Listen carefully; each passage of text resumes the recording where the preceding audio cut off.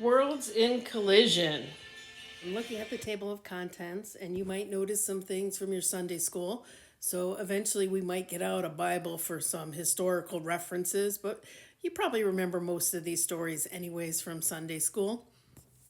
Hopefully, you found a copy of this book, or you could use the link that is posted online on our group page. I do think that this prologue at the beginning is a little bit about astronomy more than it is about historical and cultural events. But they do kind of lay the foundation here about how humans really don't know what the heck is true. We have some hypotheses and theories. They even mention here about where does oil come from. Maybe that would be a thread that we could kind of have a conversation about. There's lots of different theories about where oil comes from, and Velikovsky does present one here in this story. But as you go through this, they kind of just give you the background of what is traditionally accepted or was at that time in 1950 when he published this book. And he spends a little bit of time here saying, well, how do we know this? And was it always been like this? Will it be like this forever? Sun always rotates this way, or the planets rotate in the other way. In fact, when Velikovsky came out with this book, the fact that he said Venus rotates in a slightly different direction or that Uranus is at a different axis orientation, you might see one of the other posts that I put up about that. He was really ridiculed for this. But now we've come up with some discoveries that actually kind of validate what he says.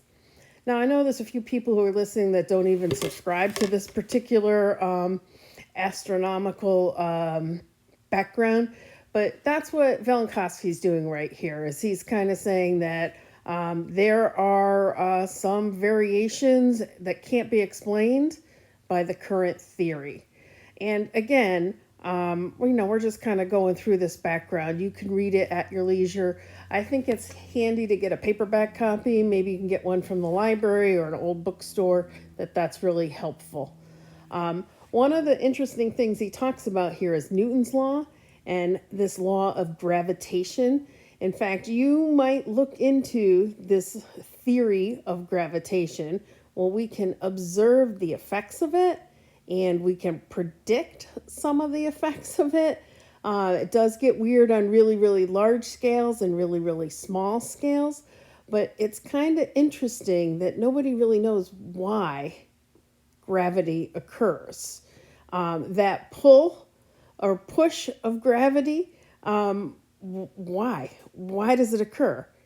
What is the source of energy behind the gravity? It's amazing to me that we all are so vain that we think we know everything about science. But if you really look into the proofs of gravity, there's no real valid proof of what causes gravity.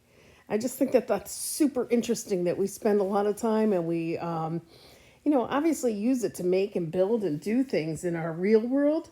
But the fact that some of these theories are really just theories is really interesting to me.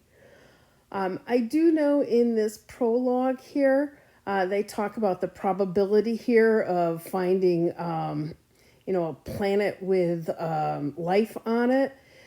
Really, really interesting that this could even happen. And while I'm at it, I do want to talk about the footnotes in this book. I have found actually some of the footnotes to be more fascinating than the reading itself. He does a good job kind of directing you to his original source that he got the information from.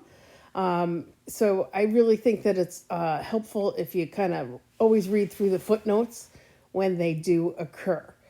Again, they're talking here about what causes the existence of the Earth, how did it come about, what is our planet all about, or the solar system. And then second part, chapter 2, talks about the Earth.